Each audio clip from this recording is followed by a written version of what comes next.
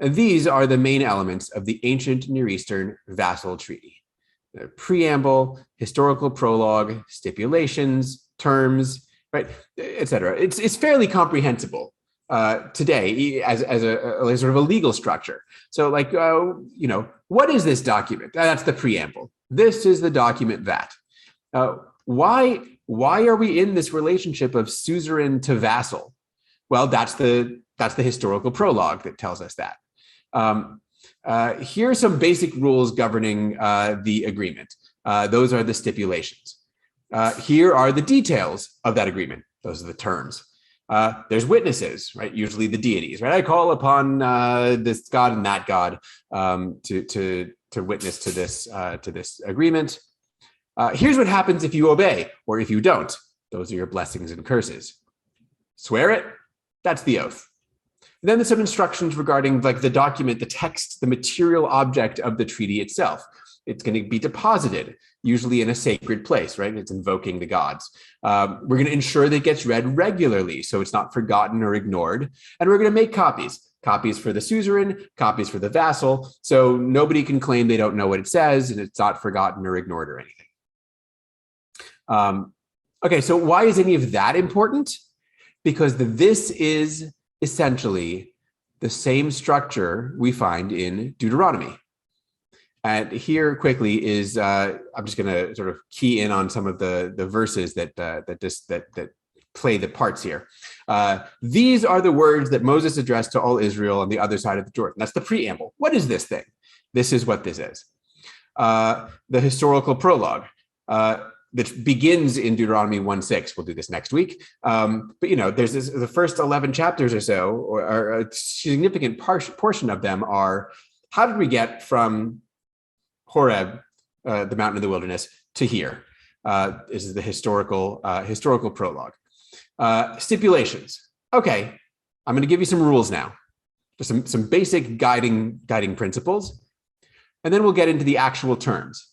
These are the laws and the rules, right? And we read this for today. These are the laws and the rules you must carefully observe in the land, etc. Those are the terms of the treaty. There is an invocation of witnesses. It's not, naturally enough, the various Assyrian gods. It is heaven and earth, which in other parts of the ancient Near East were deities, not in Israel, but the invocation of them certainly calls on that ancient Near Eastern background. Blessings and curses, which we also read for today. These blessings will come on you if you heed the word, and the curses if you don't. There is the oath.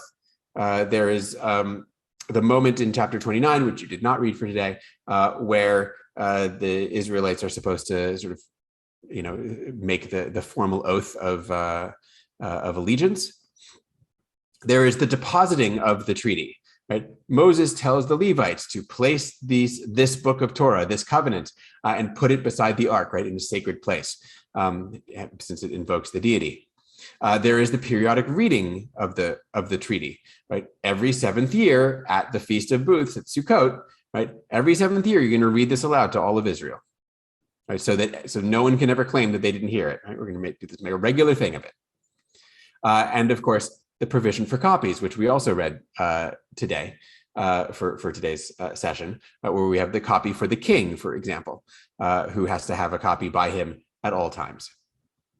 The discovery of these ancient Near Eastern treaties changed completely how scholars read Deuteronomy.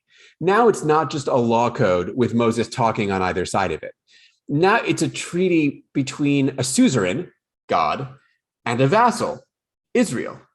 And this, I don't know, this may seem crass, I suppose, right? Oh, it's like a treaty. It's a very human thing. But we should remember that Deuteronomy was written in a very different time and place. And it wasn't written to be part of the Bible, right? Which didn't exist yet. It wasn't written to be scripture at all, which is not a category that existed then. It was written, in fact, by and for a community for whom the vassal treaty would have been a very recognizable literary genre. Readers and hearers of this text would have instantly gotten what it was doing. Oh, you just took like the standard way a king demands loyalty because he conquered a subject, and you transformed it. So now God is the king, and the loyalty isn't because of conquering, but because God took us out of Egypt. Okay, and instead of us paying tribute to the suzerain, to the king, we obey these laws, right? That's the tribute. Okay, so the genre of the text guides the understanding of it, right? Makes it comprehensible.